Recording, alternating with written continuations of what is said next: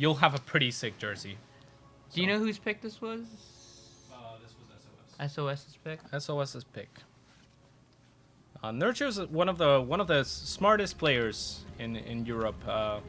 Very crafty player. So this kind of map favors that type of play, but at the same time, SOS is one of the more creative players in Korea and one of the best players in the world. So we'll see. I'm really interested to see what these players have prepared for us on this map. Yeah. So spawning in the bottom position, we have the blue Zerg player, Nerchio, representing Euronic. And in the top position, representing Generic Green Wings, we have the red And the Protoss world. player. And the world. It's SOS.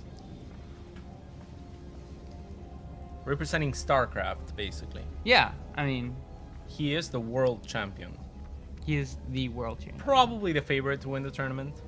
Him or Kellasor, I would say. Yeah, of course. I mean, Kella God. Kella God. Kella Cake God. So, Next, wow. Nexus first, which on this map you would probably not think that a Protoss player would go Nexus first. Probably not, but at the same time, because that's the case, and again, already mind games being played, right? Just yesterday, I was in a tournament and I have Arena vetoed. So I was playing this Protoss player and I asked Dongwon Hydra, I was like, hey, what do I do here? It's the shortest rush distance ever, right? So should I go 12 pool? And he was like, no, 12 pool is terrible on this map. So I went 12 pool anyway. My opponent went for 2 gate adept and I just completely died, right? It was just over. So that's why it's kind of a double mind game for people wondering, oh, if this is the shortest rush distance map, why don't people cheese? That's why, because it's expected and people tend to play safe. And because that's the expected result, then people don't play safe. And SOS is already up 2 games, so he can tend to be a little bit more, you know, I'm going to go for Nexus Oh, but he first. has been taking risks. Yeah. And yeah, he continues to But he do has so. that flexibility of having the 2 wins over. Like, if you were the last person, if you were, like, down 0-2 and you go into the 3rd game, you might change it up or you might not, depending on what your mentality is and how you want to go into the last game. Yeah, if you feel like you're favored or not, and if you feel like you have enough of a read on your opponent to you know, guess what they're going to do. But, yeah.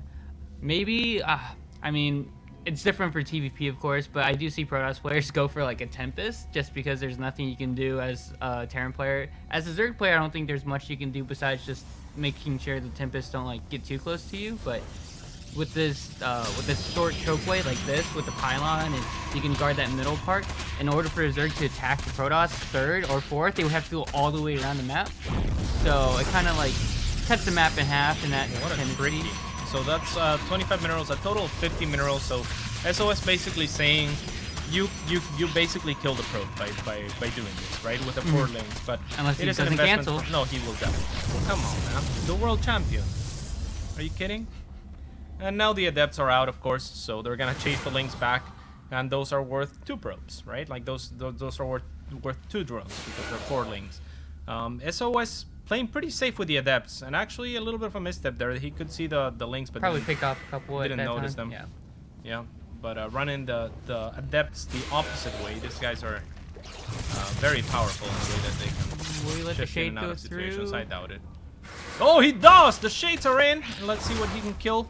Identifying that the queens are off position, but links are in position. He didn't get any drones, I don't believe. And Nerchio with a good surround. He might be able to get at least 1 adept here. Maybe both, maybe none. Oh, none. Wow. But the link speed is done, so maybe Nerchio can track him down. If he can find him, that'll be a great pickup for him. I'm not sure that he's been looking for them, though. At this point in time, he just ran to SOS's base, assuming that SOS would back the adepts and that. And that's the kind of thing that the world champion thinks of. Yeah. He thinks of things like, when you start chasing my adepts, if they survive, that's the way you'll take. But he's So I'll gonna go catch with the him different here. way. Yeah, but he's still the Those adepts are gonna die. An honorable death, but nonetheless well done by SOS. We see pretty much the same setup as we did before on game 2. Yeah. We'll see if Nerchio, I mean, the rush distance is a lot shorter, and the creep spread's actually more developed in near the watchtower, so maybe he does the same thing. But maybe, what's the queen count at? The queen count is at 4, so maybe not. Like, wouldn't you want to keep producing queens at this point? Yeah, most likely not. Most likely we're gonna see something else from Nerchio, and SOS might be the one to be aggressive here, so we'll have to wait and see. Adepts are still shifting out and just checking out and seeing things, but more importantly, giving the information to Nerchio that they are indeed out on the map. Spine crawler placement though from Nerchio. Cute indeed, but it will be taken down. I wonder if he'll commit into this. Roaches are just popping up now, and yeah, I didn't think he would. Oh, you didn't think he would? Well, that's convenient that you would say like after. This queen will get force fielded out, but yeah, I thought that queen was gonna get force fielded, by the way. But yeah, we have the Adept upgrade in production, as well as Immortals and an additional 3 gateways. SOS is taking a 3rd Nexus, but only producing 1 probe at a time right now, so his priority is unit production. And I think his priority is unit production because he wants to attack. Oh yeah, totally agree. Spire coming into play, probably gonna get a couple, he might morph Ravagers or not, but he's gonna use the Spire for counter-attacking.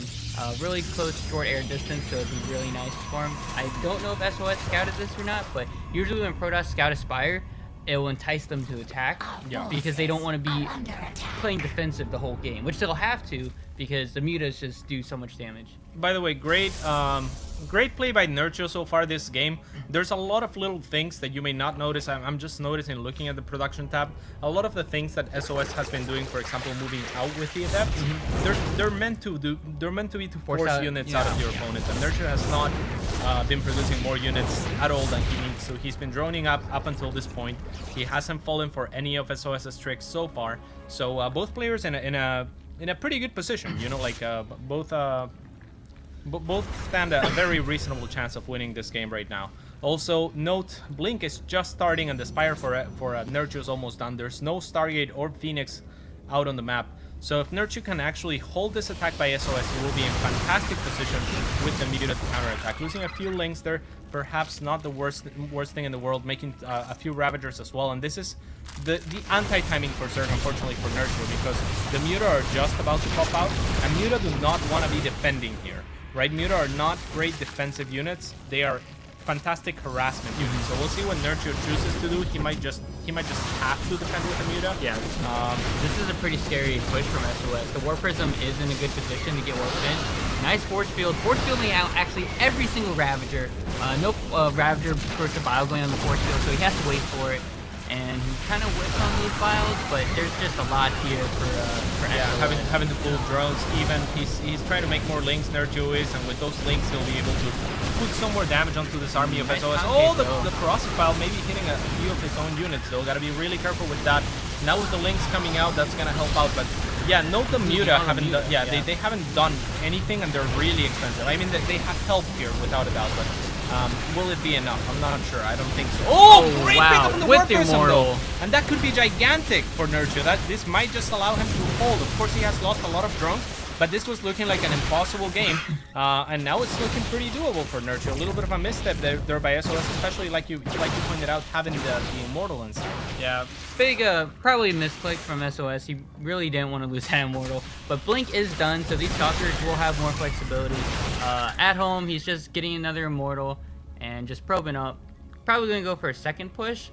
He did kill the Muta though, so he is probably more comfortable knowing that there won't be any Muta counterattack. And as we see, Nerchio's not making anymore. Yeah, this is a mind game in itself, right? Because and now he's making 8 Muta, so he could actually punish SOS for this, because SOS is maybe thinking that Nerchio's not gonna make any more Muta or feel safe with the Blink Stalkers.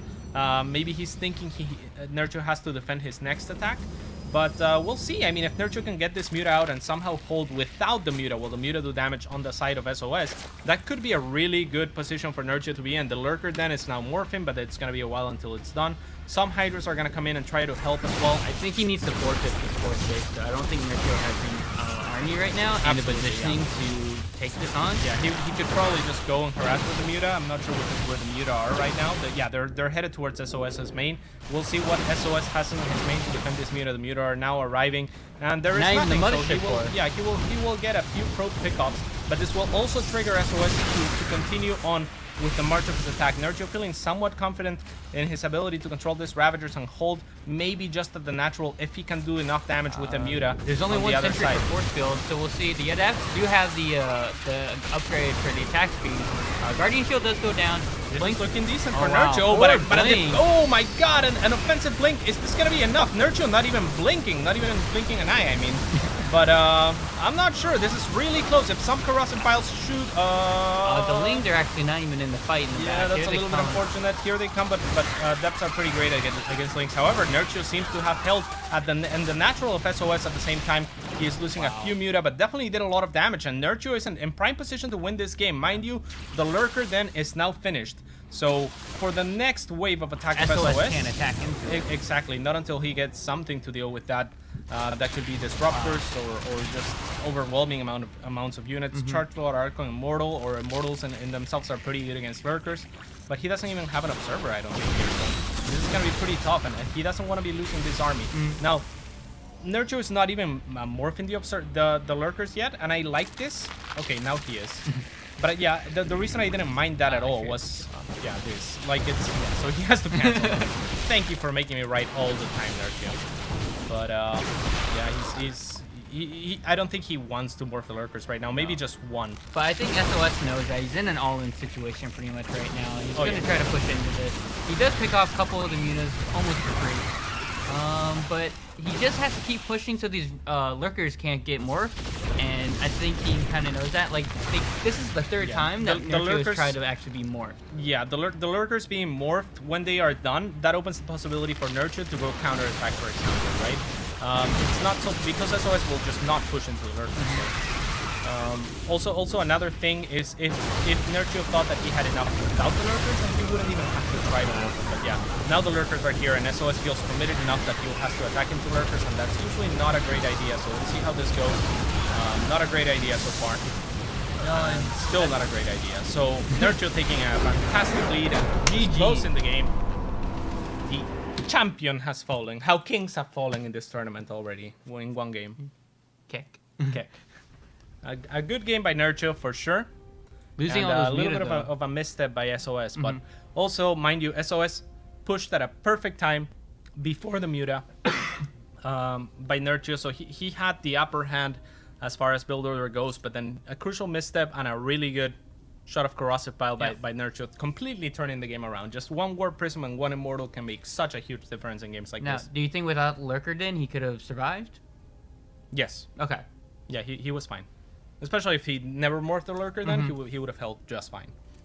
Stopping the first attack was always going to be the hardest thing, but once he stopped the first attack and did damage with a Muta, he was always in a fantastic position, almost no matter what he did. So, great game by the Polish God, and we'll see what happens next.